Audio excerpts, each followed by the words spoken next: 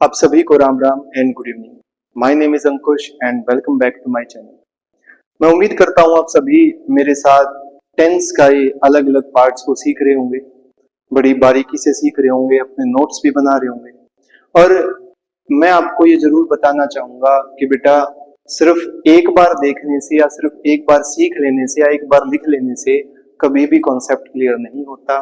तो अगर आपको ये लग रहा है कि भाई हम बिल्कुल शुरुआत में हैं सीखने के प्रोसेस में और मुझे तो एक बार ये समझ नहीं आया, तो कोई दिक्कत की बात नहीं, सभी के साथ ऐसे ही होता है। तो आपको क्या करना है, बार बार देखो, है ना, नोट्स बना के बार बार उसको रिवाइज करो। एक बार में समझ नहीं आया, आपके पास ही है, बार बार उस वीडियो को आप देख सकते हो। ठीक है, तो बार बार रिवाइज करो। और जैसा कि मैंने आपको कहा था कि अपने छोटे बड़े भाई बहन दोस्त जो भी हैं उन सबको साथ बिठाओ। साथ नहीं बैठ सकते तो जहां भी वो रहते हैं उनको ये बात बताओ कि आपको अगर इंग्लिश को इम्प्रूव करना है तो चैनल के साथ जुड़ो। और हर रोज कोशिश कर रहा हूँ मैं, हर रोज, बट कई बार जॉब की वजह से, काम की वजह से नहीं कर पाता हर रोज अपलोड, बट स्टिल कोशिश करता हूँ कि वो कंटिन्यूटी हमारी बनी रहे। ठीक है, जो तैयारी है आपके एग्जाम की उसकी चिंता ना करें भाई, टाइम से करेंगे। अभी हाल फिलहाल में 10-15 दिन में, महीने में, 2 महीने में टेस्ट नहीं होने वाला, तो चिंता मत करो, अच्छे से करेंगे, बारीकी से करेंगे, ताकि एक बार में ही हमारा कॉन्सेप्ट क्लियर हो जाए। ठीक है, तो उम्मीद करता हूँ भाई खुद भी देखोगे और कोई बताओगे। और अब आज का टॉपिक स्टार्ट करते हैं। उम्मीद करता हूँ वीडियो ठीक चल रही होगी और मेरी आवाज ठीक है, वीडियो भी ठीक चल रही है और उम्मीद आवाज भी ठीक आ रही होगी आपको। चलिए देखते हैं। ठीक है, देखिए भाई, ये बड़े वाले में तो नहीं होगा, चलो कोई नहीं, देखते हैं। फ्यूचर परफेक्ट टेंस आज का हमारा टॉपिक है। Future perfect tense. अभी तक आपको अगर साथ साथ आप अगर अब चल रहे होंगे, आपने देखा होगा प्रेजेंट में भी परफेक्ट आया था, पास्ट में भी परफेक्ट था और अब फ्यूचर में भी। जब भी परफेक्ट की हम बात करते हैं तो हम एक काम को फिनिश हुआ दिखाने की कोशिश करते हैं कि भाई वो काम शुरू हुआ था और अब वो हमने कंप्लीट कर लिया, फिनिश कर लिया। प्रेजेंट में भी यही किया था, पास्ट में भी और अब फ्यूचर में भी, बस टाइम अलग अलग हमारा जुड़ गया था। ठीक है, according to sense, according to tense, according to time. तो देखिए यहाँ पे फ्यूचर की बात है तो हमें उस ये उम्मीद करेंगे कि गिवन एक आगे के टाइम में, फ्यूचर इन द सेंस अभी से आगे जो भी टाइम आएगा वो हमारा आएगा फ्यूचर में। तो हम उम्मीद करके चलेंगे कि भाई फ्यूचर के आने वाले टाइम में, गिवन टाइम में ये काम, कोई भी आपका काम है वो कंप्लीट हो चुका होगा तब तक। ठीक है, कहते हैं ना कि भाई तो एक काम करना, शाम को आना, तब तक मैं ये काम कंप्लीट कर दूंगा, है ना, तो 5 बजे आ जियो, 6 बजे आ जियो, है ना, एक बागी का टाइम देते हैं कि तब तक मैं नोटबुक कंप्लीट कर दूंगा, तब तक मैं काम कंप्लीट कर दूंगा, है ना। ऐसे करके आप फ्यूचर में एक काम को कंप्लीट हुआ बताते हैं कि भाई तब तक मैं ये काम कर ही दूंगा। ओके, तो कहीं ना कहीं उसी सेंस में हम इस टेंस को देखते हैं। देखिए, और क्या क्या इसके साथ जोड़ेंगे, एक इसके सेकंड पॉइंट को बड़े ध्यान से सीखिएगा। देखो, हर एक टेंस में मेरी कोशिश ये रहती है कि भाई बिल्कुल जो बेसिक है, बिल्कुल जो अभी बच्चे हैं, 6-7 के बच्चे हैं जिन्होंने अभी शुरुआत की, चाहे क्लास कौन सी भी हो सकता है भाई किसी की शुरुआत बाद में हो, किसी को अर्ली होगी हो, सबका अपना अपना रहता है, हम इसको एक पर्टिकुलर लेके नहीं चल सकते। बट जिसकी भी शुरुआत है कोशिश यही रहती है कि बिल्कुल शुरुआत से लेके फिर एक थोड़ा सा अपग्रेड करके उसको, है ना, थोड़ा सा जो एक्सेप्शनल केसेस है उसको भी ऐड करने की मैं पूरी कोशिश रखता हूँ, ताकि कॉम्पिटेटिव वालों को भी हेल्प मिले और स्कूल वालों को भी हेल्प मिले। ठीक है, देखिए स्टार्टिंग करते हैं कि भाई शैल विल के साथ क्या लगाएंगे, शैल विल हैव लगाएंगे और वर्ब की थर्ड फॉर्म। एक बात को ध्यान में रखो, वर्ब की थर्ड फॉर्म के याद में रखना परफेक्ट वाले पार्ट में। जैसे कॉन्टिन्यूअस में और परफेक्ट कॉन्टिन्यूअस, कॉन्टिन्यूअस में आईएनजी वाला पार्ट है, हर किसी में है, यहाँ पे वर्ब की थर्ड फॉर्म वाला परफेक्ट के साथ रहेगा। चेंज क्या हुआ है, हमारी जो हेल्पिंग वर्ब जिसको आप कह देते हो वो वाला पार्ट यहाँ पे चेंज हो गया है। आप अगर फ्यूचर को स्टार्टिंग से सीखते चल रहे होगे, मैंने आपको विल और शैल का डिफरेंस बताया था भाई, कि विल कहाँ और शैल कहाँ। ठीक है, अगर नहीं देखा तो फिर से एक बार सिंपल फ्यूचर में चले जाओ और उसको एक बार ध्यान से देखो। और वहां भी मैंने एक थोड़ा सा तुम्हें एक अटपटी सी बात बताई थी, है ना, बहुत को पता भी होगी और जिन्हें नहीं पता होगी, मैंने आपको वहां बताया था कि भाई आजकल मॉडर्न सेंस में बहुत जगह आप देखते हो उसको ऐसे यूज किया जाता है। ठीक है, हाँ, क्वेश्चन की जब बात करते हैं, इंटेरोगेटिव की जब बात करते हैं, तो रूल थोड़ा सा चेंज हो जाता है। तो अगर आपने नहीं देखा तो बेटा उसको जाके देखो, ठीक है, और फिर इस क्लास को कंटिन्यू करो, ठीक है भाई। ट्रिक से काम नहीं चलेगा, शॉर्टकट से काम नहीं चलेगा कि भाई अपनी मर्जी से छोड़ दे और फिर आगे बढ़ जाए। विल शैल के साथ हैव प्लस वर्ब की थर्ड फॉर्म, इनका यूज करके हम एक फ्यूचर में काम को क्या दिखाएंगे, कंप्लीट दिखाने की कोशिश करेंगे। जैसे she will have arrived by 5 PM। भाई जब 5 बजेंगे ना तब तक वो आ चुकी होगी, उसका आने का जो काम है वो फिनिश हो गया होगा।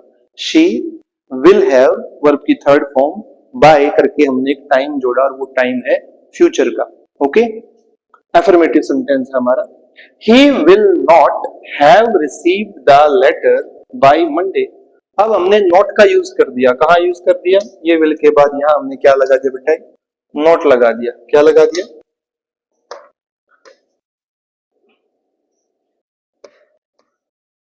क्या लगा दिया हमने, नॉट लगा दिया। ओके, ये नॉट लगा के हमने इसको नेगेटिव बनाने की कोशिश की यहाँ पे कि he will not have received, है ना, उसको नहीं, उसको रिसीव हुआ होगा, उसको नहीं मिला होगा क्या, the letter by Monday, Monday तक, मंडे आएगा। बाय लगा के हमने एक फ्यूचर के दिन को जोड़ दिया इसमें, और क्या किया, कह रहे उसको ये लेटर नहीं मिला होगा, ये काम नहीं फिनिश किया होगा, नेगेटिव इसका हमने बनाया। Will she have arrived at the station by 10 AM। भाई जब 10 बज गए होंगे सुबह के, क्या तब तक वो पहुंच गई होगी, क्वेश्चन किया जा रहा है। हमने क्या किया, सिंपली इस विल को शी के आगे लगा दिया, ठीक है, तो हमारा क्वेश्चन बन गया। तो शैल और विल को क्या करेंगे, आगे लगा देंगे, क्वेश्चन बन जाएगा। चलिए अब यूजेस पे चलते हैं भाई। पहला यूज देखते हैं इसका, to express an action which is expected to be completed by a certain time in future. कि भाई ऐसे एक्शन को एक्सप्रेस करना जो कि क्या होगा, फ्यूचर के गिवन टाइम में क्या हो चुका होगा, कंप्लीट हो चुका होगा। टाइम कौन सा होगा बेटा, ध्यान रखो यहाँ पे, ये जो अगर आप टाइम को देख पा रहे होगे, टाइम क्या है, टाइम इन फ्यूचर, फ्यूचर के टाइम को आपको जरूर याद रखना है। ओके, तो एक्शन एक्सपेक्टेड टू बी, उम्मीद करेंगे भाई तब तक कंप्लीट हो गया होगा और फ्यूचर का हमारा टाइम होगा। जैसे आई शैल हैव रिटर्न, ईडी लगा हुआ third form, your money by next Sunday. भाई अगला जो संडे आएगा ना तब तक मैं तुम्हारा पैसा लौटा चुका हूं, है ना, वो काम मैं फिनिश कर दूंगा, पर अगले संडे तक, फ्यूचर में एक आने वाला संडे है तब तक मैं काम कर चुका हूँ, ये कहना चाहता है बेटा यहाँ पे। I shall have returned your money by next Sunday. Okay. He will have revised his syllabus thrice till the exam starts in March. भाई जब तक मार्च आएगा, मार्च में एग्जाम, तब तक वो अपने सिलेबस को 3 बार रिवाइज कर चुका हो। रिवाइज करने के काम को वो फिनिश कर देगा, ठीक है, 3 बार कर देगा, बट कब, आगे फ्यूचर में एक टाइम दे दिया, एक मंथ दे दिया मार्च, तब तक वो काम 3 बार कर चुका हो। आगे देखो, उम्मीद करता हूं आप समझते चल रहे होगे। देखो आपको क्लास में कई बार डाउट्स आते हैं और मैं उन डाउट्स को साथ के साथ, मुझे पता है, देखो कई, जैसे अभी एक कमेंट में भी आया हुआ था कि उसको कॉन्टिन्यूअस और सिंपल वाले में थोड़ा सा था, प्रॉब्लम था। मैं आपको साथ के साथ बता के चलता हूं कि एक आध रूल ऐसा होता है कि भाई वो आपने देखा सिंपल प्रेजेंट में भी वो काम दिखाने के लिए यूज हो रहा है, वही काम हम फ्यूचर वाले में भी दिखा रहे हैं, कॉन्टिन्यूस वाला भी उसी अदर अटैच हो रहा है, समझ रहे हो आप। मैं जब साथ के साथ बताता हूँ आपको एक बात जरूर बताता हूँ कि कभी भी ये नहीं होगा कि एक क्वेश्चन ऐसा आ जाएगा जिसमें सिंपल प्रेजेंट भी फिट बैठ रहा है ना, सिंपल फ्यूचर वाला भी फिट बैठ रहा है, कॉन्टिन्यूस वाला भी फिट बैठ रहा है, ऐसा क्वेश्चन कभी नहीं आता, ठीक है, कि भाई सारे ही ऑप्शन उसके आंसर लग रहे हैं, वो आपको लग रहे होंगे, हालांकि ऐसे आंसर आपको ऑप्शन दिए ही नहीं जाते, बट आपको लगेंगे, वो एक्चुअल में वैसा नहीं होता। तो कॉन्सेप्ट को थोड़ा ध्यान से करें, उसके बाद प्रैक्टिस सेट पे पहुंचे, ठीक है। तो देखिए नेक्स्ट क्या कहता है हमारा, कि ये हो गया, by this time tomorrow he will have finished his work. भाई कल इस टाइम तक, बात कब की है, टुमारो की, बाय दिस टाइम लगा रखा है, बाय दिस टाइम टुमारो, कल आने वाला कल है, बट उसमें भी इस टाइम तक ही will have finished his work, उसने अपना जो काम है, जो वर्क है, वो फिनिश कर दिया होगा। तो फिर से क्या किया हमने यहाँ पे, बाय दिस टाइम लगाया। देखो अलग अलग जो टाइम को दिखा रहे हैं वो यहाँ पे देखो, यहाँ बाय दिस टाइम लगा हुआ है, ठीक है, यहाँ पे कहाँ गया, ही विल हैव थ्राइस टिल, यहाँ पे टिल लगा हुआ है, ओके, ऊपर वाले में कुछ और लगा होगा, यहाँ पे next Sunday, by next Sunday लगा हुआ है। तो आप ये मत मानना कि किसी सिर्फ एक कोई यूज करके हम लिख सकते हैं, वो अलग अलग यूज में मैंने तभी अलग अलग एग्जाम्पल ले रखे हैं, ठीक है, ताकि ज्यादा से ज्यादा कवर हो पाए। बच्चों को कई बार ये लगता है वो सर ने तो एक ही बताया, जैसे वो एक जोक होता है ना कि सर ने तो 2+2 4 सिखा दिया और पूछ लिया वो 8-4 वाला, ठीक है, तो वैसा नहीं होता।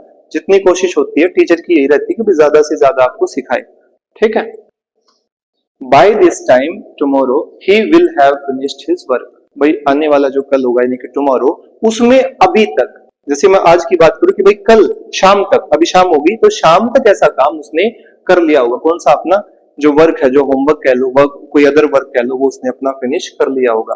अब कह रहे यूज ऑफ बाय और बिफोर फॉर टाइम, भाई बाय और बिफोर का टाइम के लिए यूज करते हैं, जैसे by Monday, by Tuesday, by March, before January, before कोई सा भी अपना साल का या वीक का जो सा भी डे का वो नाम लिख सकते हो, तो इनका आप यूज कर सकते हो, एटसेट्रा। आगे देखिए, अब ये वाला जो पॉइंट है ये बड़ा इंपॉर्टेंट है, इसको आप समझना आपको बड़ा जरूरी हो जाता है। और जब आप इस पॉइंट को समझोगे, आपके दिमाग में, अगर आपने ध्यान से क्लास को देखा होगा, तो अब देखना आपके मन में कौन सा पॉइंट आएगा। पहले आप अपने दिमाग से देखना, फिर मैं आपको बताता हूं, ठीक है। देखिए, to show that one action will be completed before another future event, एक फ्यूचर में इवेंट होगा उससे पहले, फ्यूचर में ही एक काम उससे पहले कंप्लीट होगा। बताओ भाई ऐसे कौन से थे कि भाई दो एक्शन हो रहे थे, एक में दूसरा लग रहा था, कौन सा था, हमारा पास्ट का परफेक्ट वाला जो था, है ना। वहां पे भी हम क्या कर रहे थे भाई, उस हेड का वर्ब की थर्ड फॉर्म का यूज कर रहे थे पहले वाले में, दूसरे वाले में वर्ब की सेकंड फॉर्म का यूज कर रहे थे, दो अलग अलग वर्ब की फॉर्म लगा रहे थे ताकि एक काम को पास्ट में कंप्लीट दिखाया जा सके, तभी उसकी सेंस पूरी बन रही थी, ठीक है। यहाँ पे भी देखो एक पार्ट क्या कहता है, कह रहा है to show that one action will be completed, एक एक्शन कंप्लीट हो चुका होगा बिफोर अनदर फ्यूचर इवेंट, एक और फ्यूचर में इवेंट होगा उससे पहले। तो हमें यहाँ पे दो चीजें दिखानी, दो एक्शन दिखाने, दोनों के दोनों फ्यूचर में दिखाने, दो फ्यूचर एक्शन दिखाने हैं। पहला दिखाएंगे बेटा फ्यूचर परफेक्ट टेंस से, और दूसरा दिखाएंगे सिंपल प्रेजेंट से। इस बात को ध्यान में देना भाई, सिंपल प्रेजेंट लिखा हुआ है, सिंपल फ्यूचर नहीं लिखा हुआ, इस बात को ध्यान में देना। देखो बार बार कह रहा हूं मैं, यहीं पे गलती हो जाती है, यहाँ पे सिंपल फ्यूचर नहीं है बेटा, सिंपल प्रेजेंट है। तो आपको दूसरा जो काम आप फ्यूचर में दिखाओगे उसमें सिंपल प्रेजेंट का यूज करोगे, ना कि सिंपल फ्यूचर, ठीक है। देखिए कैसे, I shall have finished my work before you come, कि भाई जब तुम आओगे ना, तुम आओगे उससे पहले मैं अपना काम कंप्लीट कर चुका हूं, ठीक है। फ्यूचर में जब तुम आओगे, अब कब आओगे who knows, ठीक है, बट आओगे ना, फ्यूचर में आओगे, उससे पहले मैं अपना काम, जो अपना वर्क है उसको क्या कर दूंगा, फिनिश कर दूंगा। तो यहाँ पे दो काम होंगे और दोनों काम इस टाइम से आगे जो टाइम आएगा, यानी फ्यूचर जो टाइम आएगा हमारा तब होंगे, और वो दोनों कामों में जो पहला काम होगा जो फिनिश होगा उससे दिखाएंगे हम किससे, फ्यूचर परफेक्ट से, और दूसरा दिखाएंगे सिंपल प्रेजेंट, ठीक है। देखिए बिफोर यू था इसलिए कम आया बेटा, उम्मीद है आपको याद होगा हमारा जो सिंपल प्रेजेंट से जो हमने सीखना स्टार्ट किया था कि भाई ये देखा हमने क्या, यू इसके हिसाब से कम लगाया ना कि कम्स, ओके। अगर नहीं याद तो भाई दोबारा जाओ क्लास में, एक बार दोबारा उस क्लास को रिपीट करो। मैं बार बार कहता हूँ भाई एक बार पढ़ने से अगर इंग्लिश आ जाए, है ना, बच्चों का अभी लेटेस्ट कोई पूछ रहा था कितने दिन में इंग्लिश करा दोगे, भाई दिन में इंग्लिश नहीं होती, है ना, महीनों में भी नहीं होती, सच बात तो ये है। वो तो हम ये भाई कि कॉम्पिटिटिव है और बच्चे बस 2 महीने पहले पढ़ना शुरू करते हैं, तभी तो देखो सिलेक्शन कितना कम हो रहा है बच्चों का, कट ऑफ कितनी नीचे आ जाती है, क्यों, क्योंकि भाई हम ये सोचते हैं कोई भी एक सब्जेक्ट उसको 1-2 महीने में कर देंगे, भाई नहीं होता, इतना आसान होता तो फिर तो 1 साल की तैयारी में तुम यूपीएससी क्लियर मार देते, सारे के सारे मार देते हो, है ना, ऊपर से ऊपर जाती कट ऑफ। ऐसा नहीं होता, कोई भी सब्जेक्ट हुआ उसको बहुत टाइम देना पड़ता है, डिटेल में समझना पड़ता है। हाँ कुछ कॉन्सेप्ट भाई हिट एंड मिस हो जाता है, कुछ एक आध कॉन्सेप्ट पल्ले पड़ गया, एक आध ट्रिक पल्ले पड़ गई, है ना, उसमें से क्वेश्चन आ गया तो ठीक हो जाता है, वरना गलत हो जाता है, ठीक है। तो टाइम कंज्यूमिंग प्रोसेस होता है, आप बस साथ बने रहो और मैं कोशिश करता रहूंगा कि अलग अलग कॉन्सेप्ट्स पे, टॉपिक्स पे वीडियो डालता रहूं, आपको सिखाता रहूं, आप सीखते रहो, देखते रहो, ओके। सीखना आपको पड़ेगा भाई, सिखाने का काम मैं कर रहा हूं, by the time we arrive, जब तक हम क्या करेंगे, पहुंचेंगे, अराइव कर मतलब आएंगे, पहुंचेंगे। The kids will have gone to bed, भाई जब तक हम पहुंचेंगे आएंगे तब तक जो बच्चे हैं वो सो चुके होंगे। The kids will have gone to bed, ये वाला पार्ट जो पहले होगा, पहले हमारे हम बाद में पहुंचेंगे, उससे पहले बच्चे तो सो चुके होंगे। तो यहाँ पे क्या किया, जो पहला काम हुआ वो हमने फ्यूचर परफेक्ट में दिखाया, और उसके बाद जो होगा और होगा भी कब, फ्यूचर टाइम में, कौन सा काम, वी अराइव, हमारा पहुंचने का काम, आने का काम, वो सिंपल प्रेजेंट में। ओके, अराइव्स नहीं है बेटा, अराइव, क्योंकि वी है ना। देखिए आगे, the plants will have died before it will rain, भाई जो हमारे जो प्लांट्स हैं वो क्या कर जाएंगे भाई, मर चुके होंगे, उनका मरने वाला जो काम है, डाई होने वाला जो काम है, प्लांट का मर जाने वाला काम वो हो चुका होगा। बिफोर, पहले मर जाएंगे, किससे पहले भाई, इट विल रेन। और यहाँ पे वही गलती कर रखी है, अभी मैं कह रहा था कि सिंपल फ्यूचर नहीं आएगा, सिंपल प्रेजेंट आएगा। यहाँ पे दो काम होंगे, पहला पेड़ों का मर जाना और दूसरा रेन का होना। ठीक है, तो पहले क्या होगा, ये पेड़ मर चुके होंगे जब तक बारिश आएगी, तो बेटा बारिश आने वाला काम जो कि बाद में होगा फ्यूचर में, उसको सिंपल प्रेजेंट से दिखाया। वही एरर वाला क्वेश्चन जो आता है हमारा, है ना, ऐसे ही आता है। देखिए आगे, she will have left before he will reach, she will have left, वो जा चुकी होगी, बिफोर पहले जा चुकी होगी, बिफोर ही विल रीच, भाई वो आएगा उससे पहले। तो यहाँ पे क्या किया, बेसिकली दो काम होंगे, वो जा चुकी होगी, उसके बाद वो आएगा। ठीक है, तो जो पहला काम हमने किससे दिखाया, वो ठीक दिखाया फ्यूचर परफेक्ट से, विल हैव लगाया, वर्ब की थर्ड फॉर्म लगाई, उसके बाद ही विल रीच लिख दिया, और यहाँ पे क्या आएगा बेटा, सिंपल प्रेजेंट। अब एक बात का ध्यान दो, ऊपर तो काम अच्छा बन रहा था, है ना, जो प्लूरल हमारा पर्सन आ रहा था, यहाँ पे पर्सन ही सिंगुलर आ गया, तो हमने रीच नहीं रीचेस किया है। आपको याद होगा वो शुरू वाला पॉइंट, CH SH वाला याद है, CH था, SH था, OSXZ, है ना, कि भाई अगर वो लास्ट में तो ES को ऐड करेंगे, अगर नहीं याद तो भाई फिर से चले जाओ फर्स्ट वाली वीडियो पे, फर्स्ट पार्ट फर्स्ट पे, है ना, उसको ध्यान से देख के आओ। देखो बार बार मैं कह रहा हूँ, सारी चीजें इंटरकनेक्टेड होती है इंग्लिश में, तभी परफेक्शन आने में सालों साल लग जाते हैं। क्योंकि हम क्या करते हैं, एक दो कंसेप्ट को सीखते हैं, उसके बाद सोचते हैं बस हम बन गए वो, है ना, अच्छे महारथी बन गए, उसके नहीं बना जाता। हर कॉन्सेप्ट को जब तक नहीं जोड़ेंगे, नहीं जोड़ना आएगा, तो इंग्लिश में पकड़ नहीं बन पाएगी। ठीक है, तो कोशिश में लगे रहो, लगातार सीखते रहो। The train will have left, the train will have left before we reach the station, भाई जो ट्रेन है वो क्या करेगी, जा चुकी होगी पहले, इससे पहले, वी रीच द स्टेशन, जब हम स्टेशन पहुंचेंगे उससे पहले जो ट्रेन है वो जा चुकी होगी। फ्यूचर में दोनों काम होंगे। फिलिंग द ब्लैंक्स का क्वेश्चन है, ब्रैकेट में एक लीव आपको दे रखी है, क्या, वर्ब, और कह रहे बनाओ इसका कौन से में जोड़ोगे इसको। ठीक है, फिलिंग द ब्लैंक्स का यहाँ पे ऑप्शन भी दे देते हैं कि भाई विल लेफ्ट दे देंगे आपको, विल लेफ्ट दे देंगे आपको, है ना, या सिंदा क्या कहते हैं, हैड लेफ्ट दे देंगे आपको। ओके, ऐसे अलग अलग ऑप्शंस दे देंगे, वो क्वेश्चन कैसे भी आ जाए। अगर वही बात, अगर आपको ये वाला पार्ट समझ आ गया तो आपको समझने में बड़ी आसानी होगी। देखिए आगे,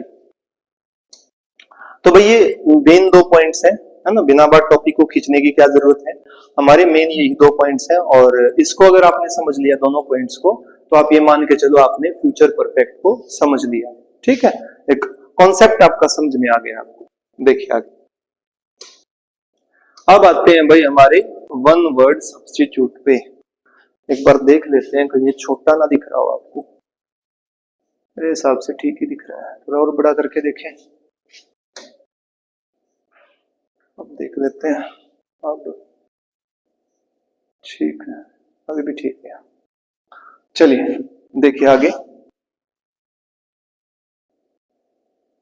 चलिए भाई वन वर्ड सब्स्टिट्यूट में आज 10 से ज्यादा करेंगे। ठीक है, देखिए कुछ लॉजी और ग्राफी वाले वर्ड्स हैं। पहला है जियोलॉजी। जियोलॉजी क्या होता है भाई, स्टडी ऑफ अर्थ, इस अर्थ की स्टडी करना जियोलॉजी के अंडर आती है। ठीक है, सेकंड है हमारा cytology, study of cells. Cells किसकी भाई, चाहे प्लांट की हो, एनिमल की सेल हो, उसकी स्टडी करना किस में आता है, हमारा साइटोलॉजी में आता है। Histology, study of tissues. भाई टिश्यूज को जब हम स्टडी करने का काम करते हैं वो किसमें आता है, हमारा हिस्टोलॉजी में आता है। Numismatics, study of coins and medals, भाई कॉइन्स और मेडल्स की जो स्टडी हम करते हैं वो किसमें करते हैं, हमारा न्यूमिस्मेटिक्स में करते हैं। अकाउस्टिक, स्टडी ऑफ साउंड, भाई जो साउंड की स्टडी करते हैं वो अकाउस्टिक में करते हैं। एपिग्राफी, स्टडी ऑफ इंस्क्रिप्शंस, भाई जो इंस्क्रिप्शन होते हैं उनकी स्टडी करना क्या होती है, हमारी एपिग्राफी होती है। ओडोंटोलॉजी, स्टडी ऑफ टीथ, कि भाई ओडोंटोलॉजी में जो दांतों के बारे में हम स्टडी करते हैं, अब चाहे उसमें दांतों का स्ट्रक्चर है ना, कौन सा दांत कैसा, बड़ा छोटा, कौन से वाले को क्या कहते हैं वो सब, या फिर उनकी अलग अलग बीमारियां, सारी किसमें आती हैं, ओडोंटोलॉजी में आती हैं। ऑर्निथोलॉजी में स्टडी ऑफ बर्ड्स, अलग अलग बर्ड्स की जो स्टडी है, कौन सा बर्ड कौन सा है ना, वो वाली स्टडी हम किसमें करते हैं, हमारा ऑर्निथोलॉजी में करते हैं। कैलीग्राफी में आर्ट ऑफ ब्यूटीफुल हैंडराइटिंग, की भाई जो लिखाई है आपकी वो सुंदर लिखाई, जो लिखाई का जो स्टडी करते हैं वो इसमें कैलीग्राफी में। पेट्रोलॉजी में स्टडी ऑफ रॉक्स, भाई जो पेट्रोलॉजी है उसमें हम रॉक्स के बारे में स्टडी करते हैं।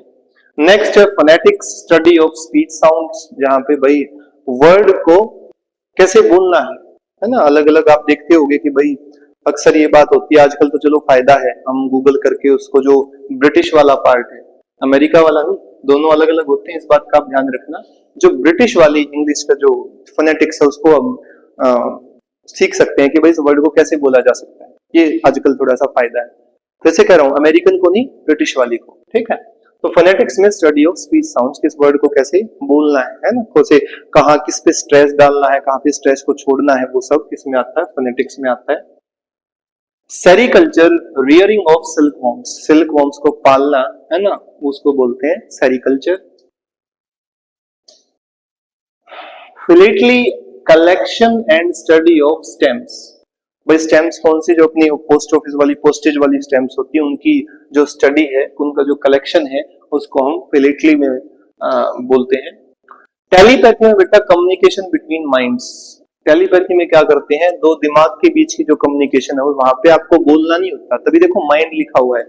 बेसिक वैसे कम्युनिकेशन लिख देते हैं पर लिख नहीं सकते, क्योंकि ये माइंड के बीच की बात है। आप अपने माइंड से बिना वर्ड्स को अटर किए, बिना वर्ड्स को बोले क्या करेंगे, सामने वाले के दिमाग से बात करोगे, वो हम इसमें काउंट करते हैं टेलीपैथी में। एंटोमोलॉजी, स्टडी ऑफ इंसेक्ट्स, भाई जो इंसेक्ट्स है हमारे उनकी स्टडी आती है एंटोमोलॉजी में। थियोलॉजी में स्टडी ऑफ गॉड, भगवान के जो बारे में हम पढ़ते हैं उनकी स्टडी करते हैं, वो थियोलॉजी में आता है। एस्थेटिक्स में the philosophy of fine arts, जो जितने भी फाइन आर्ट्स के टॉपिक हैं उसमें हम एस्थेटिक्स में काउंट करते हैं।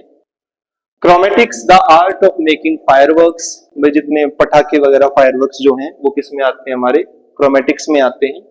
Zoology, study of animal life, भाई जानवरों के बारे में पढ़ना, zoology. Anatomy, study of structure of body, body का जो स्ट्रक्चर है ना, कहाँ कौन सा पार्ट कैसे है उसके बारे में पढ़ना, एनाटॉमी में आता है हमारा।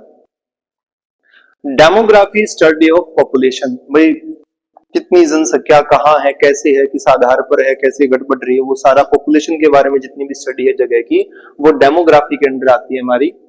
Ethnology, study of human race, कि भाई इंसान की जो रेस है ना, हमारे इंसानों के बारे में, उसके बारे में जो स्टडी करते हैं वो एथनोलॉजी में आती है। Ecology, study of the relations of animals and plants with their environment, कि भाई हम जो रहते हैं एनिमल्स प्लांट्स एक साथ, किस जगह कौन सा पाया जाता है, कैसे रहते हैं, कैसे एक दूसरे के साथ बनाते हैं नहीं बनाते हैं, वो सारी इकोलॉजी में स्टडी करते हैं। ऑस्टियोलॉजी, स्टडी ऑफ बोन्स, भाई अपनी बोन्स के बारे में जो स्टडी है वो इसमें आती है। Pathology, the study of the disease, बीमारियों के बारे में हम पैथोलॉजी के अंदर स्टडी करते हैं। ठीक है, ये आज के हमारे क्या है, वन वर्ड सब्स्टिट्यूट। अब आगे चलते हैं नेक्स्ट पार्ट में। भाई उम्मीद करता हूं ये जो एक्स्ट्रा वाला पार्ट जोड़ा है, हर रोज आप कुछ ना कुछ एक्स्ट्रा ऐड कर रहे होगे इससे। देखो एक दिन में है ना, एक बार में बहुत सारे 100, 200, 500 वर्ड सीख पाना एक आध बच्चा कर लेता होगा, मानता हूं। एक आध बच्चा आप में से ऐसा होगा कि आपने वो मोटी वाली बुक रट के भगा दी होगी कि मेरे को सब आता है, पर वो एक आध होगा। हमें तो सबको साथ लेके चलना है ना। हमें उस कमजोर से कमजोर बच्चा है जो नहीं अभी तक सीख पाया, उसको भी साथ लेना है। तो इसलिए कोशिश की है कि हर रोज थोड़ा थोड़ा ऐड कर दो, ताकि ज्यादा प्रेशर भी ना पड़े और अपने कॉन्सेप्ट के साथ कुछ एक्स्ट्रा भी सीख पाओ। बात वही फिर कहूंगा भाई, रिवीजन पे ध्यान देना। फिर से जैसे हमारे देखो यूट्यूब में एक फायदा है, अब एक बार क्लास को ढंग से समझ लो, ठीक है, उसके बाद क्या करो, उसकी स्पीड जाके थोड़ी सी बढ़ा लो, है ना, 1 से 1.25 कर लो। उससे क्या होगा, मैं आपको थोड़ा तेज तेज क्लास में मतलब स्पीड में बोलता सुनूंगा, आपका टाइम कम लगेगा। मान लो आधा घंटे का वीडियो तो वो 15-20 मिनट में जल्दी निपटेगा। ठीक है, ये आपका यूट्यूब में फायदा कि रिवीजन कितनी बार कर लो वो जल्दी जल्दी हो जाएगा। तो रिवीजन पे ध्यान दिया करो भाई बार बार। देखिए इडियम्स एंड फ्रेजेस में स्टैंड फॉर है हमारा first, be an abbreviation of और सिंबल फॉर समथिंग। भाई कहते हैं ना दिस स्टैंड्स फॉर दिस, एक छोटा जो मान लो किसी के लिए कहते हैं भाई ये छोटी सी जो एक वर्ड्स है ये एब्रीविएशन इसकी फुल फॉर्म ये है, तो आप यूज करते हैं एब्रीविएशन स्टैंड्स फॉर। दूसरा, रिफ्यूज टू टॉलरेट समथिंग, भाई जब आप कोई चीज सहन करने से मना कर देते हो, है ना, वहां पे क्या करते हैं, स्टैंड फॉर का यूज करते हैं। To be taken aback, to be very surprise और शॉक्ड बाय समथिंग अनएक्सपेक्टेड, भाई जब आपको शॉक लगे, आपको सरप्राइज आप फील करो, कुछ ऐसा आपकी लाइफ में जो आपने उम्मीद ही नहीं की थी, तो वहां पे क्या यूज करते हैं, to be taken aback. Next है take up, to start something new, भाई जब आप लाइफ में कुछ भी नया करते हो वहां पे क्या यूज करते हैं बेटा, take up.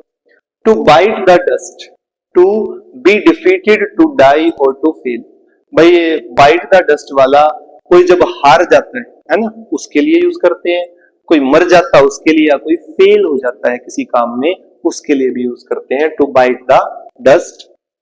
To burn the midnight oil, भाई आप में से बहुत से बच्चे काम कर रहे होंगे, नहीं कर रहे हैं तो करना पड़ेगा, क्या करना पड़ेगा, रीड और work hard late into the night, भाई बहुत ज्यादा है ना पढ़ाई कर रहे हो, हार्ड वर्क कर रहे हो, है ना, देर रात तक लगे रहते हो, होता है हमारा to burn the midnight oil.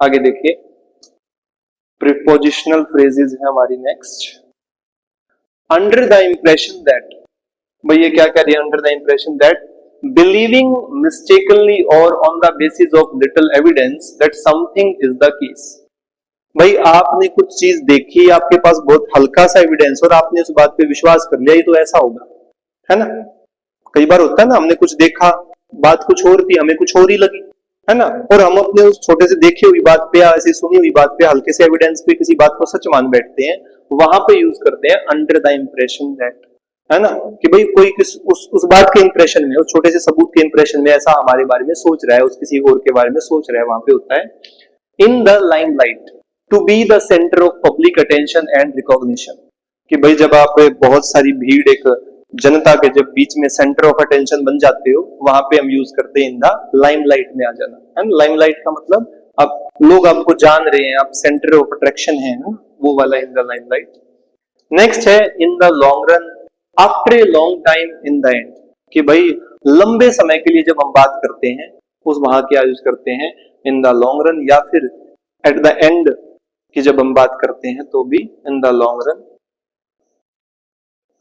In the long term, over और for a long period of time और फार इनटू द फ्यूचर, भाई जब एक लंबे समय के लिए बात करते हैं या फ्यूचर में आगे तक की सोच के हम कोई बात कहते हैं, वहां पे इन द लॉन्ग टर्म बात करते हैं ना, कोई भी काम शुरू करते हैं हम ये देखते हैं कि भाई फ्यूचर में इसका क्या कुछ रहेगा, उस फ्यूचर को हम सोच के क्या करते हैं, उस काम को करना शुरू करते हैं कि भाई इस काम का फ्यूचर क्या रहेगा, एक आइडिया लेके चलते हैं, पता तो किसी को नहीं होता फ्यूचर का क्या होने वाला है, बट स्टिल एक आइडिया लेके चलते हैं कि भाई ऐसा हो सकता है, ऐसा हो जाएगा शायद, वो लेके चलते वो होता है in the long term.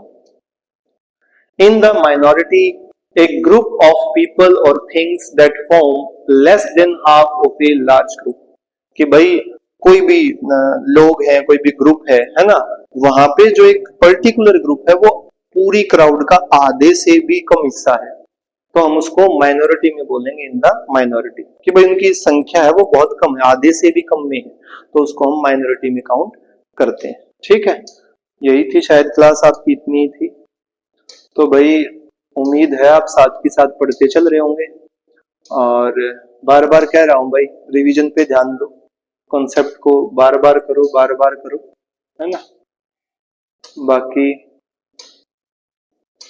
Class बताइए भाई कैसी लगी आपको, है ना, कमेंट सेक्शन में, और खुद भी देखिएगा, दूसरों को भी दिखाइएगा, ठीक है, तभी बात बनेगी। हमने जो शुरुआत की थी हेल्प करने वाली, है ना भाई। तो हेल्प यही है, पहली हेल्प ये होती है कि भाई जो मेरे पास है, जो भी जितना भी, अब मैं ये सब कोई नहीं कर रहा कि यार कोई दूसरे को पढ़ाना शुरू कर दो या कुछ भी ऐसा जो दूसरा कर रहा है। मैंने पहले कहा था कि भाई जो है आपके पास, है ना, याद होगा आपको, जो भी बन पड़ता है उससे दूसरे की हेल्प करने की कोशिश करो, क्योंकि ऐसे ही बात बनती है। तुम इस उम्मीद में बैठे हो कि भाई मैं तो ये ही काम करूंगा, क्या पता सारी उम्र वो ना हो पाए, तो क्या करोगे ही, है ना। इस उम्मीद में बैठे हो कि भाई उसने मेरी हेल्प की थी, मैं तो उसी की हेल्प करूंगा, क्या पता उसको हेल्प की जरूरत पूरी उम्र ना पड़े, तो क्या रहेगा भाई। तो तुम कर सकते थे ना किसी और की, तो किसी और की कर दो, तो जैसे भी कर दो, किसी और की हेल्प करो, पढ़ाई में ध्यान दो भाई, दूसरों की हेल्प करो, है ना, दूसरों को तो पहुंचाओ लेक्चर को, ठीक है। और रिस्पेक्ट करो भाई टीचर्स की, जिससे भी पढ़ रहे हो, जिससे पढ़ चुके, ठीक है, उन सारे टीचर्स की रिस्पेक्ट करो, चाहे वो कोई भी छोटी क्लास का टीचर हो, बड़ी क्लास का हो, पहले पढ़ चुके हो, अब पढ़ रहे हो, जहां भी हो, रिस्पेक्ट करो, वो जरूरी है, ठीक है। चलिए आज के लिए इतना ही, बाकी भाई नेक्स्ट लेक्चर में देखेंगे। Bye bye.